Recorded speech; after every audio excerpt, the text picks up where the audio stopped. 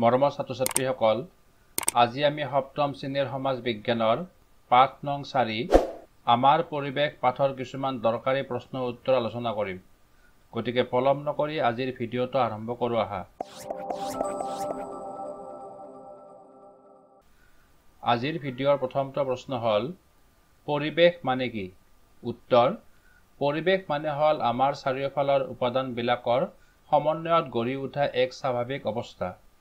আমাৰ চাৰিওফালে আমাক আৱৰি থকা ৰ'দ, বতাহ, নৈ, গছ-গছনি, জীৱ-জন্তু, চৰাই-চিৰিকটি, ঘৰ-দুৱাৰ, আলি-পদূলি, গাঁও, চহৰ আদি উপাদানবোৰ লগ লাগি যি এক অৱস্থাৰ সৃষ্টি কৰিছে, সেয়াই পৰিৱেশ। প্ৰশ্ন নং খ: পৰিৱেশ কেই প্ৰকাৰৰ আৰু কি কি? উদাহৰণ দি লিখা। উত্তৰ: পৰিৱেশ দুই প্ৰকাৰৰ: প্ৰাকৃতিক পৰিৱেশ আৰু মানৱ সৃষ্ট পৰিৱেশ। প্ৰাকৃতিক পৰিৱেশৰ উদাহৰণ হ'ল পৰ্বত-পাহাৰ, সমভূমি, মালভূমি, হ্ৰদ, বতাহ, মাটি, প্ৰাণী ইত্যাদি। মানৱ সৃষ্ট পৰিৱেশৰ উদাহৰণ হ'ল ঘৰ-দুৱাৰ, যান-বাহন, ৰাস্তা-ঘাট, কল-কাৰখানা ইত্যাদি। প্ৰশ্ন নং গ: পৰিৱেশৰ প্ৰধান উপাংশসমূহ কি কি? উত্তৰ: পৰিৱেশৰ প্ৰধান উপাংশসমূহ হ'ল মাটি, বালি, বেক্টেৰিয়া, ভেঁকুৰ, প্ৰাণী, পানী ইত্যাদি। প্ৰশ্ন নং ঘ: মানৱ সৃষ্ট পৰিৱেশ কেনেদৰে সৃষ্টি হয়? উত্তৰ: মানুহে নিজৰ প্ৰয়োজন পূৰাবলৈ বিভিন্ন উপায়েৰে নিজৰ পৰিৱেশত থকা বিভিন্ন বস্তু প্ৰকৃতিৰ বুকুৰ পৰা সংগ্ৰহ কৰি এইবোৰ বিভিন্ন ধৰণে কামত খটুৱায়। মানুহৰ এনে কাৰ্যৰ ফলত পৰিৱেশত কিছু পৰিৱৰ্তন সাধন হয় আৰু এটা নতুন পৰিৱেশৰ সৃষ্টি হয়। এনেদৰে মানুহে নিজৰ সুবিধামতে গঢ়ি তোলা পৰিৱেশেই হ'ল মানৱ সৃষ্ট পৰিৱেশ। প্ৰশ্ন নং 2: শুদ্ধ উত্তৰত শুদ্ধ চিন দিয়া। ক: কোনটো মানৱ সৃষ্ট পৰিৱেশৰ উপাদান নহয়? মাটি, শিক্ষানুষ্ঠান, পৰিবহণ ব্যৱস্থা। উত্তৰ: মাটি। খ: কোনটো প্ৰাকৃতিক পৰিৱেশৰ উপাদান নহয়? পৰ্বত, ঘৰ, নদী। ইয়াৰ সঠিক উত্তৰ হ'ল ঘৰ। গ: তলৰ কোনবোৰে পৰিৱেশৰ ক্ষতি কৰে? গছ-গছনি, কল-কাৰখানাৰ আৱৰ্জনা, খাদ্য-শস্যৰ বৃদ্ধি, জনসংখ্যা বৃদ্ধি, জীৱ-জন্তু নিঃশেষ হ'লে। ইয়াৰ উত্তৰ হ'ব কল-কাৰখানাৰ আৱৰ্জনা, জনসংখ্যা বৃদ্ধি আৰু জীৱ-জন্তু নিঃশেষ হ'লে।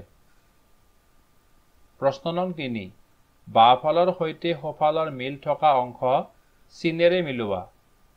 আৰু ইয়াৰ উত্তৰ হ'ব আমাৰ চৌপাশ, পৰিৱেশ, জলমণ্ডল, পানী, স্থলমণ্ডল, মাটি, জীৱমণ্ডল, জীৱজগত, বায়ুমণ্ডল, বায়ু।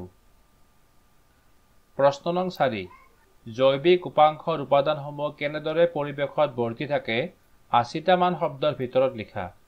উত্তৰ: জৈৱিক উপাংশৰ সকলো উপাদানে এটাৰ ওপৰত আনটো নিৰ্ভৰ কৰি পৰিৱেশত বাছি থাকে। উদাহৰণস্বৰূপে, সেউজীয়া উদ্ভিদে সৌৰশক্তিৰ সহায়ত জীয়াই থাকে। তৃণভোজী প্ৰাণীয়ে ইহঁতক খাদ্য হিচাপে গ্ৰহণ কৰে। সেই প্ৰাণী মাংসাহাৰী প্ৰাণীয়ে খায়।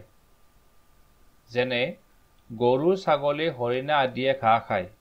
বাঘ, সিংহ আদিয়ে আকৌ গৰু, ছাগলী, হৰিণা আদিক ভক্ষণ কৰে। উদ্ভিদ তৃণভোজী আৰু মাংসাহাৰীৰ মৃত্যু হ'লে জীৱাণুৱে পচাই মাটিত মিলাই দিয়ে। ইয়াৰ পৰা বুজা গ'ল যে একে পৰিৱেশত থকা সকলোবোৰ উপাদানে পৰস্পৰ সম্পৰ্কৰ জৰিয়তে একেলগে জীৱন নিৰ্বাহ কৰে। প্ৰশ্ন নং 5: তুমি কেনেকুৱা পৰিৱেশত থাকিব বিচৰা চমুকৈ লিখা। উত্তৰ: পৰিৱেশৰ লগত সদ্ভাৱ দেখুৱাই আমি সকলো জীৱ-জন্তুৰ প্ৰতি দয়াশীল হোৱা উচিত। যধে-মধে গছ-বন কটা অনুচিত। অবৈধ হাৰত বৃদ্ধি পোৱা বায়ু, পানী আৰু মাটি প্ৰদূষণেই ক্ৰমাগত পৰিৱেশৰ ধ্বংসৰ মূল কাৰণ। গতিকে আমি আমাৰ কাৰ্যাৱলীসমূহ নিয়ন্ত্ৰণ কৰিলেই প্ৰদূষণ নিয়ন্ত্ৰণলৈ আহিব।